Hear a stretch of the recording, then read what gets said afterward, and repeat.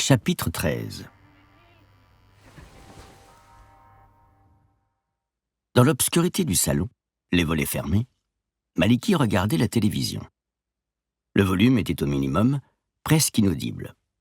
À l'écran, des acteurs au visage refait et à la peau bronzée tentaient, sans grand succès, d'avoir l'air convaincants.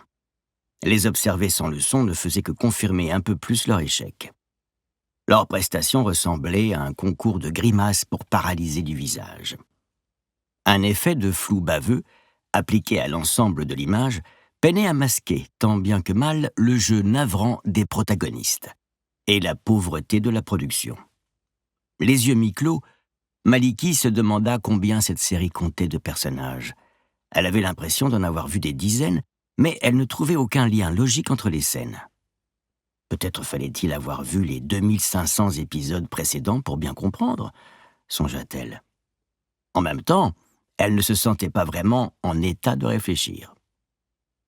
Elle se redressa péniblement et sortit un bras hors de l'épaisse couette sous laquelle elle était blottie. Elle attrapa un tube de cachet en plastique bleu sur la table basse. Elle le fit tomber et le ramassa en pestant, dispersant un peu plus la précieuse chaleur qu'elle avait emmagasinée sous sa couette. Elle dévissa le bouchon, qui roula sous le canapé, et plongea un gros cachet effervescent dans un grand verre d'eau qu'elle manqua de renverser. Après réflexion, elle ajouta un second cachet. Elle patienta ainsi, le verre à la main, des petites gouttelettes s'écrasant sur ses doigts, tandis que sur le petit écran, Stéphane avouait à Nicole que Laurent était l'enfant amnésique et illégitime de Brigitte, actuellement dans le coma. La jeune fille avait un mal de tête carabiné, dans le sens où elle avait réellement l'impression que quelqu'un avait pris son crâne pour un stand de tir.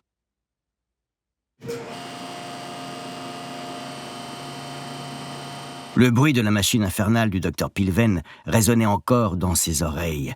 Clang, clang, clang, clang, clang. Elle avait eu la sensation désagréable qu'un groupe de percussionnistes écartelait son cuir chevelu et l'épluchait comme une banane. Quand elle avait repris connaissance dans la machine, un filet de sang coagulé coulait de son nez. Le docteur avait laissé Maliki sur la civière et l'avait recouverte de plusieurs couvertures.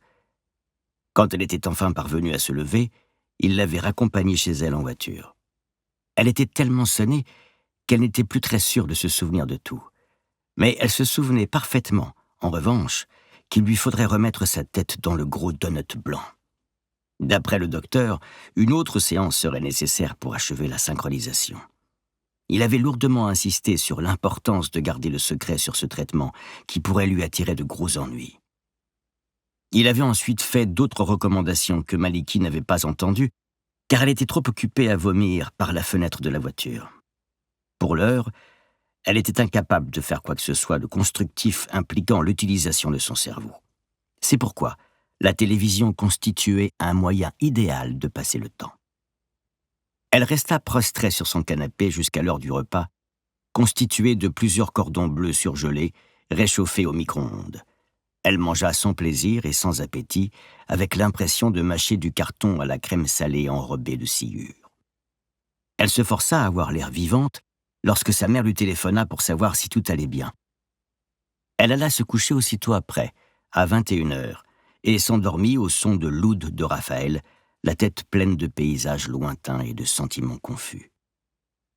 Elle dormit jusqu'à 11h du matin, d'une traite, et sans faire le moindre rêve. Son mal de crâne était toujours là, heureusement un peu moins intense. Elle regarda la télévision jusqu'à 13h sous sa couette, puis se força à manger un morceau. Elle n'avait vraiment pas faim, ce qui l'inquiéta. Le traitement de choc semblait avoir eu raison de son appétit dévorant. Pourtant, elle sentait qu'elle avait besoin de reprendre des forces, et que la créature, bien qu'endormie, continuait de ponctionner ses réserves d'énergie. Après un repas frugal composé de yaourt et d'un fruit, elle décrocha le téléphone. Elle appela 2 fois de suite chez Sarah, mais personne ne répondit. Elle raccrocha et composa le numéro de son père. « Allô ?» fit une voix grave dans le combiné. « Allô, pa ? C'est moi.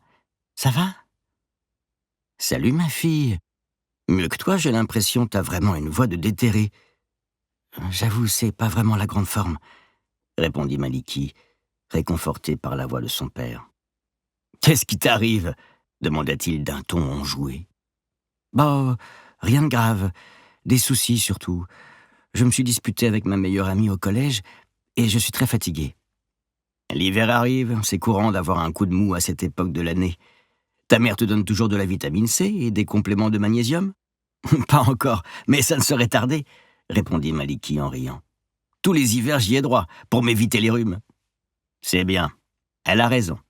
Et pour ce qui est des soucis, tu te souviens de la méthode que je t'ai apprise? Oui, visualiser les problèmes, inspirer profondément et imaginer une eau claire qui remplit mon corps, puis expirer profondément. À répéter jusqu'à l'asphyxie complète. Tu te moques. Mais n'empêche que ça marche. Quand je faisais du yoga, on apprenait plein de trucs utiles. La respiration qui réchauffe, la respiration qui rafraîchit, la respiration qui stimule. T'as pas la respiration qui rend les gens moins débiles? Ah, si ça existait, ça le saurait. Mais je crois que c'est incurable. On pourra bientôt se voir? Je suis encore en déplacement jusqu'à mi-novembre. Si tu savais comme ça me gonfle. Mais après, ça devrait aller un peu mieux. Et tu pourrais venir un moment à la maison pendant les fêtes de Noël, comme on avait dit. Oui. T'as promis de me faire ton tiramisu maison. Ne t'inquiète pas, ça, je l'ai pas oublié. Tu es terrifiante. Mais oui, promis. Le père de Maliki sembla un instant distrait par un bruit de fond. Il va falloir que je me sauve, ma fille. Ça va aller? Oui, t'inquiète pas. Je vais respirer jusqu'à ce que ça aille, répondit Maliki, en se forçant à paraître enjoué. Super, c'est comme ça qu'il faut faire. Gros bisous alors, à bientôt. À bientôt, bisous. Maliki avait l'impression d'avoir épuisé le peu d'énergie qui lui restait dans ce coup de téléphone, mais elle ne regrettait pas ce sacrifice. Elle retourna mollement se vautrer devant des documentaires animaliers et somnola une bonne partie de l'après-midi, bercée par les couinements d'une famille de suricates défendant leur terrier. Une voix masculine monocorde commentait, sans grande conviction, leur confrontation avec un serpent des sables. Maliki, dans un brouillard de conscience, se demanda pourquoi les émissions avaient toujours la fâcheuse manie de nommer les animaux, sans doute pour faciliter l'empathie du téléspectateur, au risque de tomber dans l'anthropomorphisme à outrance. Les animaux sont des animaux, pas des gens, se dit-elle. Puis elle songea qu'on nommait bien les animaux de compagnie, ce qui leur mettait de force une patte dans l'humanité. Elle pensa à Lady, à son petit pelage doux, et à la lueur d'intelligence dans ses grands yeux jaunes.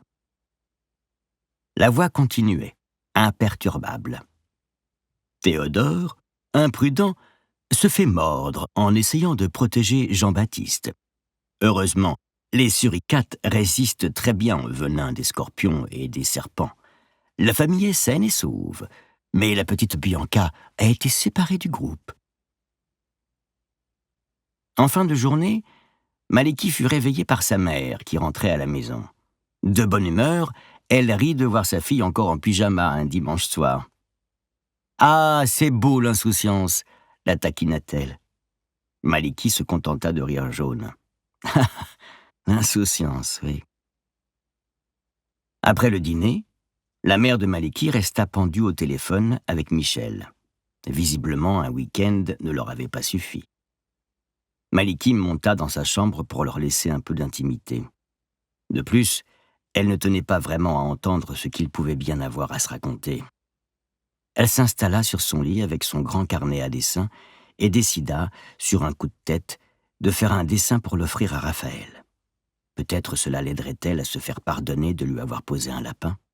Mine de rien, ce serait la première fois qu'elle oserait offrir l'un de ses dessins à quelqu'un.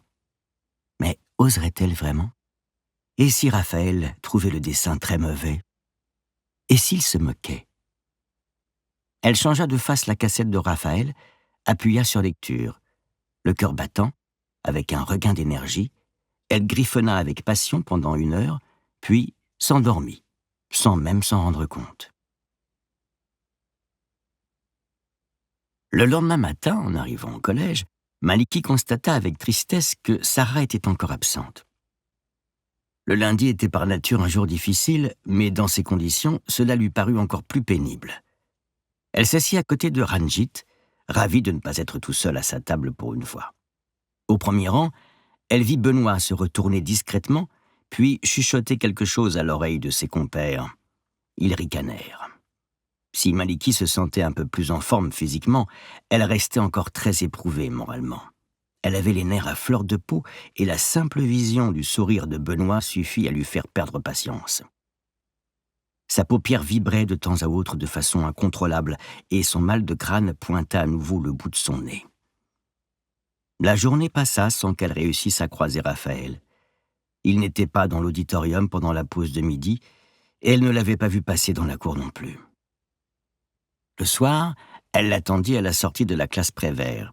Elle avait préparé son dessin pour le lui offrir dans une pochette plastique avec un petit mot d'excuse sur un post-it. Après la sonnerie, la salle de classe se vida, mais aucun Raphaël ne passa la porte.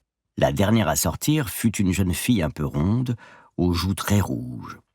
Elle passa près de Maliki, les yeux dans le vague, puis, semblant se souvenir de quelque chose, fit soudain demi-tour pour venir lui parler. « Ah, salut, tu es Maliki, c'est ça ?» demanda-t-elle essoufflée. « Oui, et toi, c'est Sonia, c'est ça ?» devina Maliki, se remémorant la description qu'avait faite Gwenaël de son ami. « Oui, Gwenaël m'a dit que tu cherchais des informations sur Raphaël. Je ne m'en suis pas occupé parce que je pensais que ce n'était plus d'actualité. Maintenant que tu as des vues sur Benoît, » expliqua la jeune fille avec candeur. Maliki inspira et expira profondément en pensant à son père avant de répondre.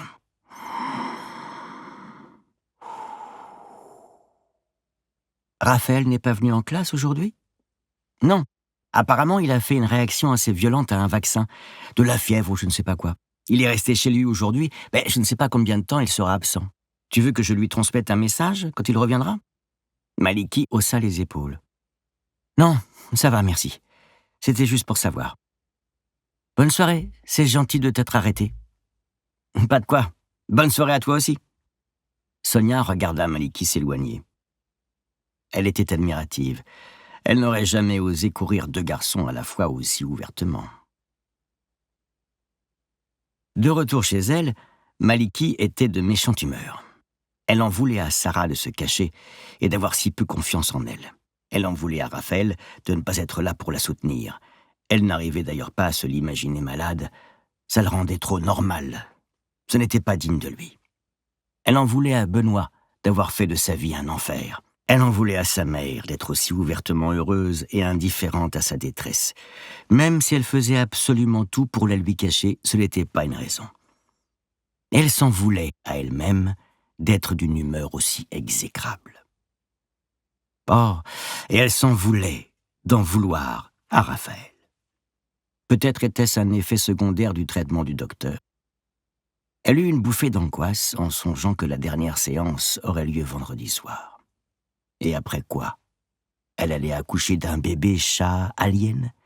S'ouvrir en deux comme l'avait suggéré le docteur ? Ou peut-être, se dit-elle, pour se rassurer, qu'elle allait tout simplement guérir dans le meilleur des mondes possibles, avec des ballons, des pétales de rose et des angelots qui jouent de la trompette. Elle commençait à soupçonner que ça ne serait probablement pas si simple. Elle avait beaucoup réfléchi à cette histoire avec Lady et elle n'arrivait toujours pas à y croire vraiment. Malgré les preuves, malgré les explications du docteur, ce n'était simplement pas dans sa nature de croire des choses pareilles.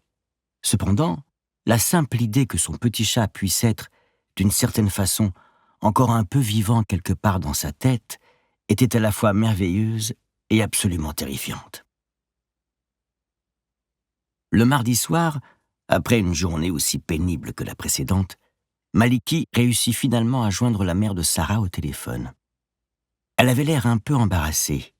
Elle remercia Maliki pour son appel, mais visiblement, sa fille lui avait demandé de filtrer les appels.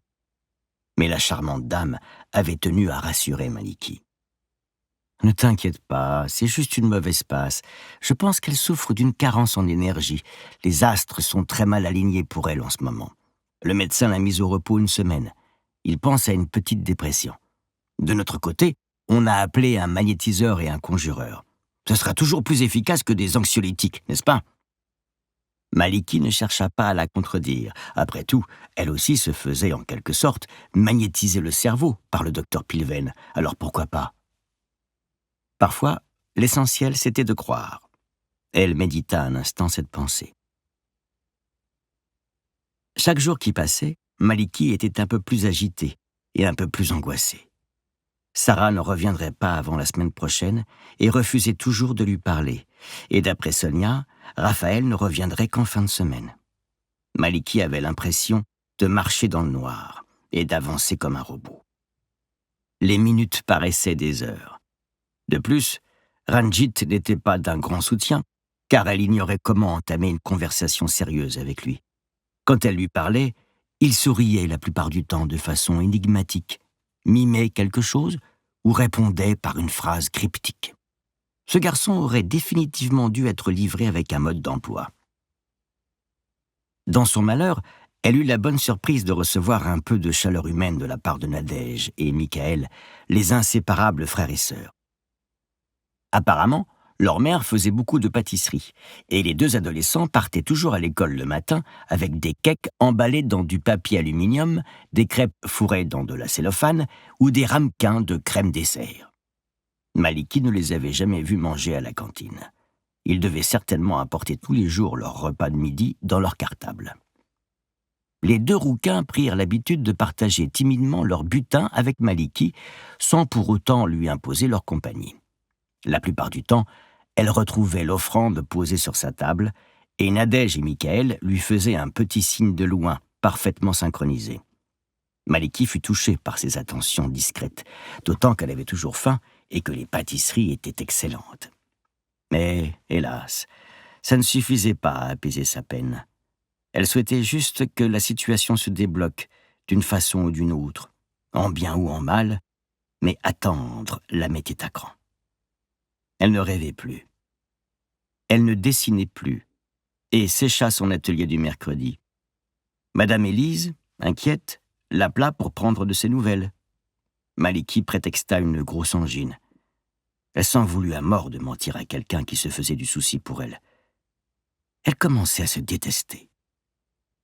Elle sentait toujours la créature s'agiter dans son corps, plus présente que jamais, se tortillant d'un sommeil agité. Malgré l'épreuve qu'elle traversait, Maliki réussit à la garder sous contrôle.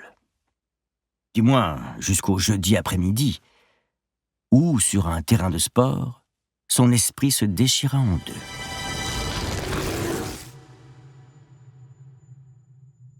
Une heure de cours de musique venait de mettre les tympans sensibles de Maliki à rude épreuve. Elle soupçonnait ses grandes oreilles d'être plus efficaces que celles de ses camarades. Dans cette situation précise, cela pouvait représenter un handicap. Lorsque toute la classe avait entonné à la flûte une stridente interprétation de l'hymne à la joie, elle avait aussitôt renommé mentalement ce morceau « Concerto moisi en postillon pour flûte qu'on égorge ». Le visage bouffi et les joues gonflées de gros Maxime, soufflant de toutes ses forces dans sa flûte sans penser à bouger les doigts, lui firent changer ce titre pourtant prometteur en « Hymne à l'euthanasie de masse ». Lorsque le cours de sport arriva, dernière épreuve de cette journée interminable, tout le monde était plutôt à cran. L'atmosphère était orageuse et la tension accumulée de la journée était palpable. La classe était intenable. Le professeur de PS essayait de toutes ses forces de faire disputer un match de handball à ses élèves de façon collective. De loin, le spectacle évoquait plutôt une meute de chats sur laquelle on aurait jeté de l'eau. Le professeur sifflait avec agacement, désemparé. Un œil sur le match, l'autre sur l'horloge murale du gymnase. Maliki n'aimait pas les sports collectifs. Jouer en équipe nécessitait de faire confiance à ses partenaires, et la confiance en son prochain n'était pas vraiment son fort. De plus, elle avait tendance à penser que l'esprit d'équipe signifiait que plus on était nombreux, plus il fallait se partager cet esprit. Pas étonnant que l'intelligence des sportifs finisse par être très diluée. Maliki trottait donc un peu au hasard, évitant l'action, le regard dans le vague pour dissuader quiconque d'un peu trop zélé de lui passer la balle. Son manque de motivation la rendait presque invisible et n'étant pas perçue comme une menace, aucun défenseur ne prenait vraiment la peine de la marquer. Pas de chance pour elle, c'était une Gwenaëlle survoltée qui venait de recevoir la balle, et Gwenaëlle voyait tout dans un rayon de 360 degrés, ce qui la rendait redoutable dans ce genre de sport. Elle remarqua Maliki, complètement démarqué dans un coin du terrain, et imperméable à ces ondes répulsives de « je n'ai aucune envie de jouer avec vous, fichez-moi la paix », elle lui lança joyeusement la balle en piaillant « Mali, à toi !» Maliki attrapa machinalement la balle en levant les yeux au ciel. Elle constata qu'elle était effectivement complètement démarquée et assez proche du but adverse.